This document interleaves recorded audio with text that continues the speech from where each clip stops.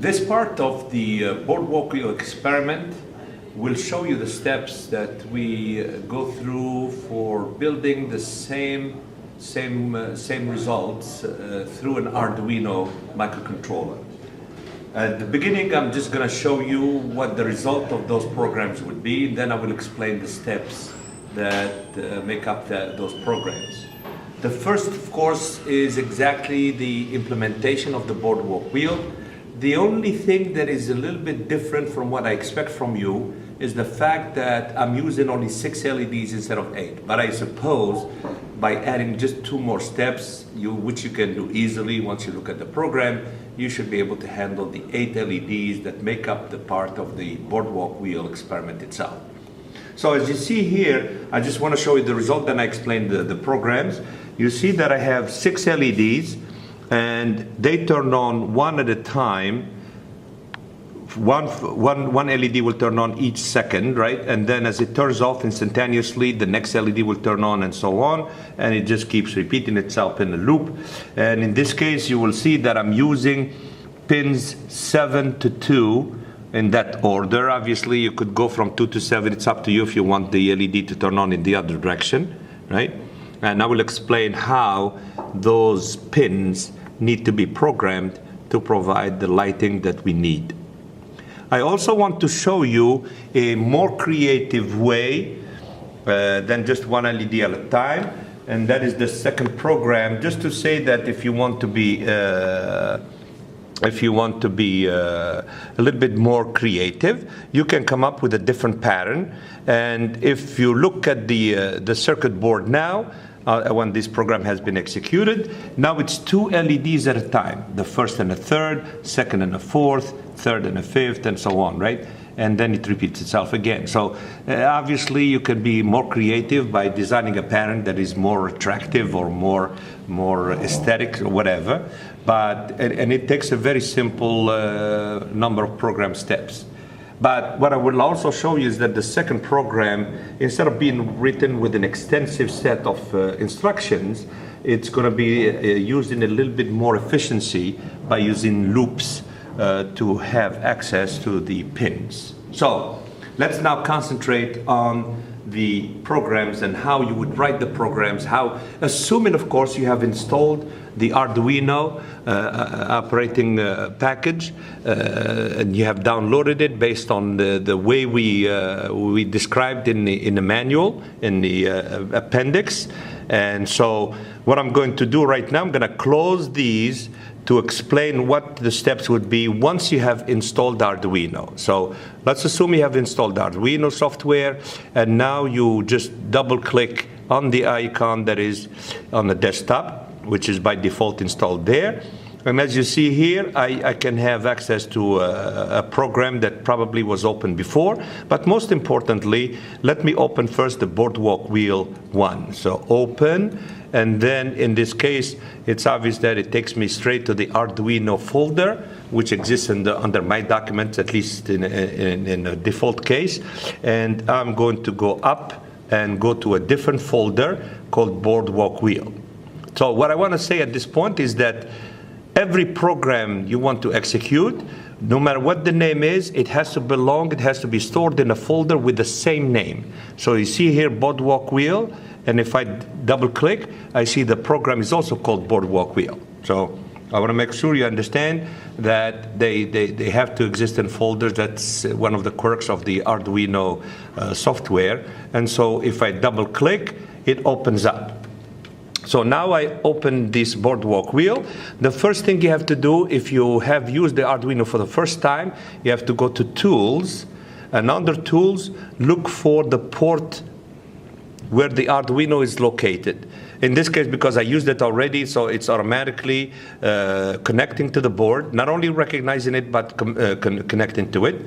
And obvious that you see here that it will always be recognized. But if you don't see the name of the Arduino here, that means it's not able to communicate with it. And so what you do is you click on this one, and then it makes sure that the Arduino board can communicate with the computer.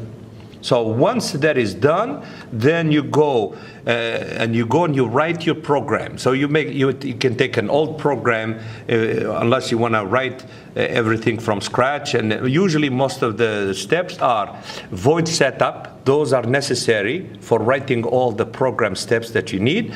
And usually, not always, but void loop has to also exist, even if it does nothing. Right? Even if it does nothing, like when you want to stop a program and then you do nothing, you have void loop that contains nothing. But in this case, I have a set of instructions that go and be executed. Once they are over, they get to be executed again. That's why we have the light that goes on indefinitely, unless, of course, I turn off the power. So in this case, let me explain the steps. In the setup program, the pin mode command says that take pin 2 from the Arduino and set it as an output. Because you will see that the pins can be set for input, meaning they can read the status of some component, some device, and then import it to the Arduino. But in this case, I want the Arduino to decide what the status of that output will be. So that's why we set them as outputs. So I do that from pin 2 to pin 7, because I need to use 6 pins. In your case, of course, you're going to use 8 of them. So you're going to go probably until 9. Then in the loop, what I use, the command is digital write, meaning now I take pin 7, and then I set it to high. So that means a 5 volt, in this case, if the voltage is 5 volts, will be available at pin 7. And then I delay that instruction for 1 second. See, 1000 means 1000 milliseconds. So I delayed for 1 second, and that means if that output, as you saw through the board, is connected to an LED with a resistor to protect the LED, then that means the LED will turn on, because I will have the long wire connected to the Arduino and the short towards the ground. So the high will turn on the LED for 1 second, and then I turn it off. But when I turn it off, it's without delay. Why? Because when I turn it off, I want the next LED to be turned on almost immediately after. And so what I do, I repeat exactly the same thing. Pin 6 set to high for 1 second, then turn it off. Then pin 5 set to high, and so on, all the way to pin 2. Set to a high for 1 second, turn it off, and then, of course, void loop means it goes back and repeats itself. And that's why you have that continuous sequencing of LEDs on and off. Now, if I do, before that, that means now you need to know how to execute it. So we go to this right direction arrow where you see here the word upload shows up, right? So when you press on it, then as you see here, you see at the bottom that this green container says that it is being uploaded. And if there is no red color, that means the program is being executed properly or has been exported properly to the Arduino and accepted without errors. And then you can look at the board and you will see that the board immediately starts executing the program, and that will be the sequence of lights that you have seen. In this case, of course, I opened already the 2 files. The second one comes from the Boardwalk Wheel 2, from the folder Boardwalk Wheel 2 also, right?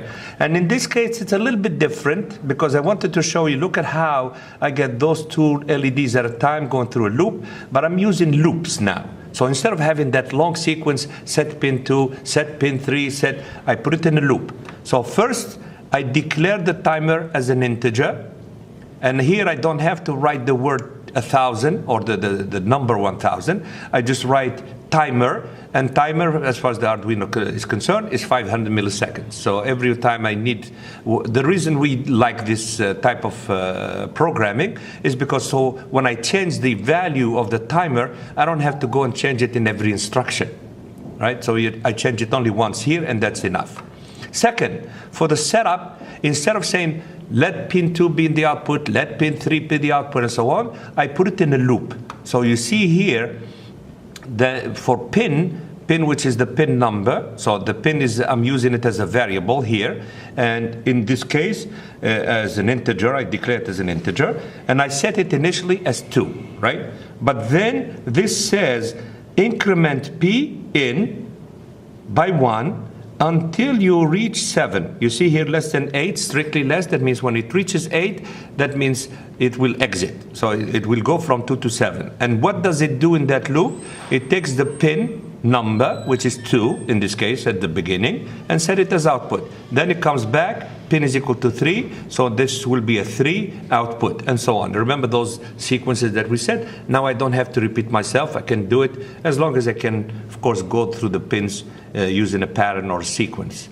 Then for the loop, I have the same problem, same solution, which means again, I use pin as part of the variable for the loop. And then I go again from 2, but in this case up to 5. And I will explain why up to 5. And the incrementing again will be by 1. So this pin plus plus means the next value of pin will be 3, then 4. So what do I do? In this case, I take the first value of pin, which is 2, and I set it to high. High, that means it will turn on the LED. But at the same time, I also set pin plus 2, which means if pin is 2, pin plus 2 is 4. So now I go to pin 2 and pin 4 and set them to high at the same time for about a time set by the timer constant here, which if you remember, that was 500 milliseconds. Then after that, I turn both of them off, right? That means 2 and 4. So now when I go back, pin is at 3. So 3, that means pin 3 and pin 5. See here, 3 plus 2 is 5, right? So now it's pin 2 and pin 3 and pin 5. And the next one, of course, will be pin 4 and pin 6, pin 5 and pin 7, and that stops there. Why? Because then it has to be strictly less than 6, and then I go back and I do the same thing over. That means now it's going to be 2 and 4, 3 and 5, 4 and 6, 5 and 7, and then back to 2 and 4 and so on. And that's how you can make it a little more efficient. And as you see here, regardless of the number of pins that I may have available, when I write them in loops, they become very short, very efficient in terms of debugging. And obviously now, this is just a sample of how you can be creative. Let's hope that you can come up with better ways to mesmerize the audience. And this is what you need to know at this time about the Arduino. And I hope you will use this knowledge to provide us with an implementation of the traffic light controller, not only using discrete circuitry, but also the Arduino for the same job.